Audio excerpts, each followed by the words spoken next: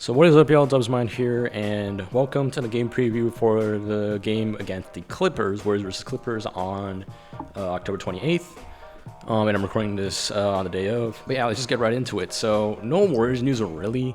I'll do a small recap of the Grizzlies game, though. That was a really dope game. I might have decided to do a recap specifically for this, like a separate video, but I think I might reserve that for the Nuggets game, actually. I'm actually still thinking of doing it because it was a really fun game, that one. Grizzlies game, I couldn't, like, fully watch completely. I had it on, but I was doing other stuff, so I couldn't really fully watch it. So that's why I'm probably not going to do a full recap. We're just going to go over it through the Warriors website here real quick, and then we'll go into our Clippers section. So if you guys want to just skip ahead, go ahead, feel free. Hopefully I'll put a timestamp right now just to let you guys know when it is for the Clippers section, but I'm going to go ahead and just talk about the Grizzlies game real quick. This was a dope game. Obviously, I know for the preview I said, like, oh, I respect their team pretty well. So, like, you know, the matchup predictor I said was like a little too generous in our end, but we kind of won in a fashion where it kind of proved that prediction in a way, because we won pretty big. Like, we ended the game only by like winning by like 13 or something like that. Oh wow, I didn't even check the score. This is actually a 13.1. But yeah, so you know, it was more though. It was like a 20-something point game in the middle of it. So yeah, this was a great game though, because Steph didn't really do a whole ton, and he still was pretty impactful, but we still won the game by a good amount. This is like the biggest win margin we've had in this small season so far. So, like, it's Steph again. He wasn't bad or anything. He just didn't get a lot of shots. So obviously JK, amazing, 25 points and 10 rebound, double. It's the stuff that we wanted to see from JK.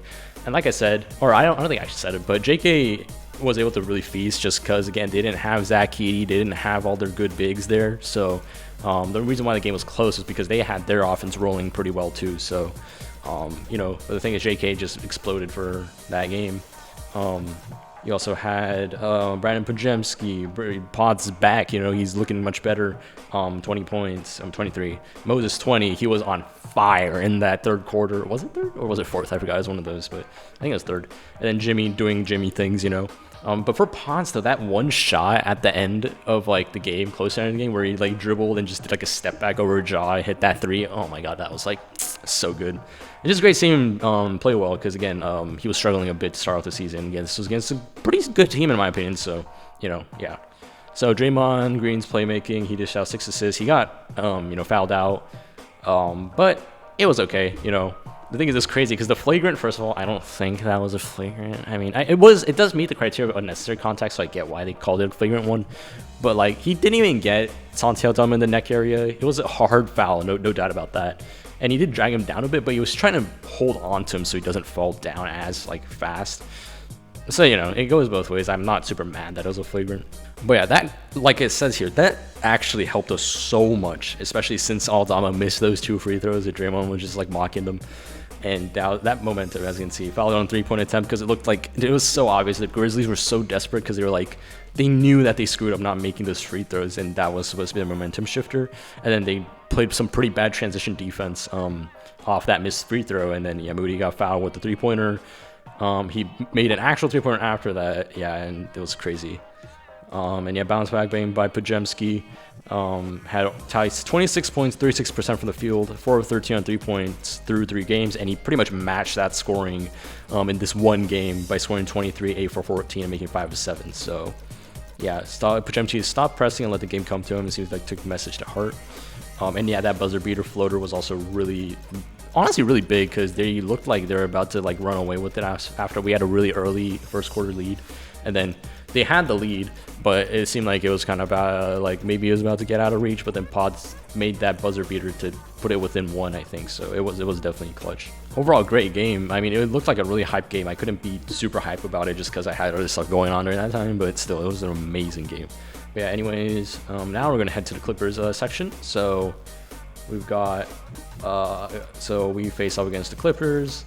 Matchup predictor pretty accurate, so we're not mad about that. We got Horford back. He's rested for now 4 days now. Yeah, I looked at my calendar. He's rested for 4 days now. So Alex Tuhi, De'Anthony Melton's still out. I don't know when is Melton coming back though. I don't think we've seen any updates. So 4 weeks ago, so he should be reevaluated soon.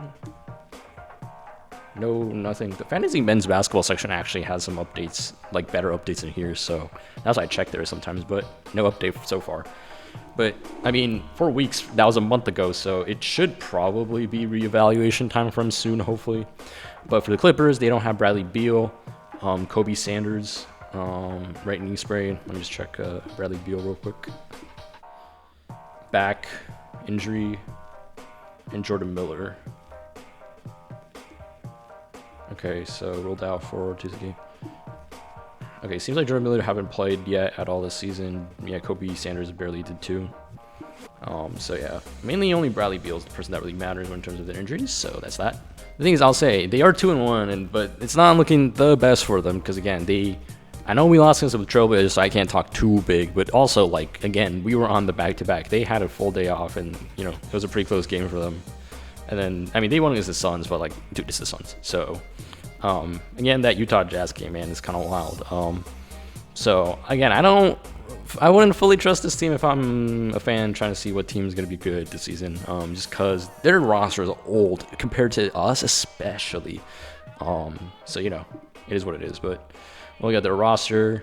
So they're going to start James Harden. So Bradley Beal's gone. So does Bogdanovich play minutes? Damn. He played 1 game this season. Brother scored 0 points in 24 minutes. Bro, okay, if they're starting Bogdanovich, bro, we would automatically, bro. I'm just gonna say it. I mean, dude, I don't want to jinx it, but dude, he scored 0 points in 24 minutes. Okay? You know how wild that is? If they're gonna start him because Bradley Beal's not here, boo, bro, that's crazy. Honestly, they probably might go Cam Christie just because of the fact that he was so bad that game. We'll see. Obviously, Kawhi is going to start. Maybe Derek Jones maybe gets a slide down to the 2, or maybe Kawhi slides down to 2, but you play both Kawhi and Derek Jones possibly. And then John Collins, and then, well, wasn't John Collins off their bench too? They didn't start it. What's their starting lineup? So their starting lineup for the last game was James Harden, Kawhi Leonard, Zubac, Bogdanovich, and Derek Jones Jr. So never mind. So if anything, their starting lineup is not going to be different. Actually, no, Bradley Beal was out for this game too, so maybe Bradley Beal would have been starting over Bogdanovich. I mean, especially with that performance, probably. But again, yeah. So that's their starting lineup for the Trailblazers game. So it's going to be the same. I think the rotations overall are going to be the same. So you know what? Yeah, I've been predicting starting lineups just because it was early in the season. There's no data, but now they played some games that have data, so I don't really need to predict the starting lineups. But yeah. I'll say, man, just Zubac, that's the big guy, man, that we're going to have to be careful about. Obviously, Harden, too, he plays pretty well against us usually, except obviously the playoffs. But in the regular season, man, he cooks us a lot. I'll admit it, like, he does. Kawhi, he was playing pretty good. Obviously, we'll see. He seems a bit up and down this season, but again, you know, it is what it is. So, I mean, they have a deep bench, I'll admit. So, I think the main factor is definitely Zubac and his rebounds. I mean, their whole team rebounded really well against the Blazers, which is a good, like, rebounding team in my opinion. So, I mean, because they had 10 from Kawhi, they had 8 from Zubac, they had 6 from Harden, they had 5 from Bogdan, and they had 6 from John Collins. So rebounding is gonna be key, I feel like, definitely for sure. And then turnovers, because turnovers last game, I think for us was pretty good. It wasn't too bad, if I'm not mistaken. But like the Trailblazers game, 20-something turnovers in that one game just cannot happen, obviously. So yeah, that's definitely one thing. And probably your best bet is to win the starter minutes, in my opinion. The bench for them is super deep, so it's like kind of hard to maybe win those minutes. But again, it just really depends on how on fire both benches are for both teams, so it's kind of up to grabs for that. And then in terms of our X factor today, I'll say it's probably gonna be, I always love to say Jonathan Kuminga just cause like when the teams that you play don't have that much good interior defenders, like Jonathan JK should eat. But then again, they have Zubac.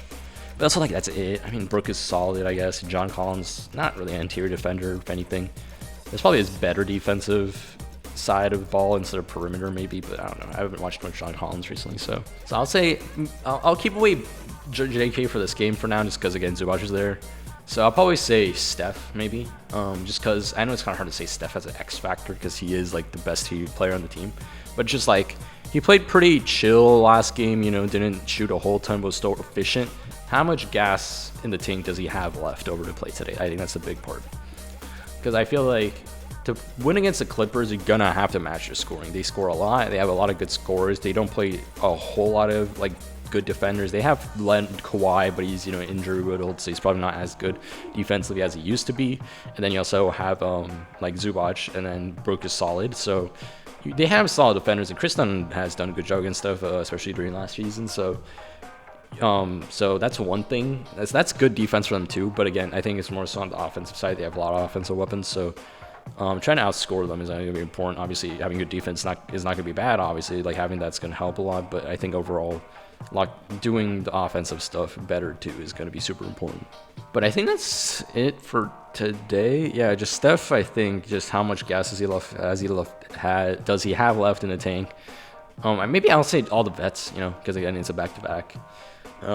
This team is pretty damn like solid. I'm definitely like, despite my doubts that I've said a lot about this team, they are still a good team. So don't get that twisted. So it's just like I don't see why they're not getting pushed down rankings, because they're probably more injury prone than our team is. So yeah. But again, I think we're gonna need that scoring punch in order to beat this team. So yeah, we'll see how the legs are of the vets off this back-to-back. Again, it's a home back-to-back, so I'm hoping it doesn't affect them too much as compared to some of the previous back-to-backs this season and last season too. So yeah, but I think that's gonna be it. You guys just tune in. It's gonna be on Peacock or obviously NBC Sports Bay Area as a local channel. And yeah, so keep check it out. And yeah, maybe I'll see you guys next video. Hopefully is going to be the Nuggets recap video. It's just annoying because a lot of these back-to-backs makes it hard on the players, obviously, but hard on me in terms of having to make so much more videos in such a short span of time. So yeah, I'll see if I have time. But yeah, thank you guys for watching, and I will see you guys in the next video.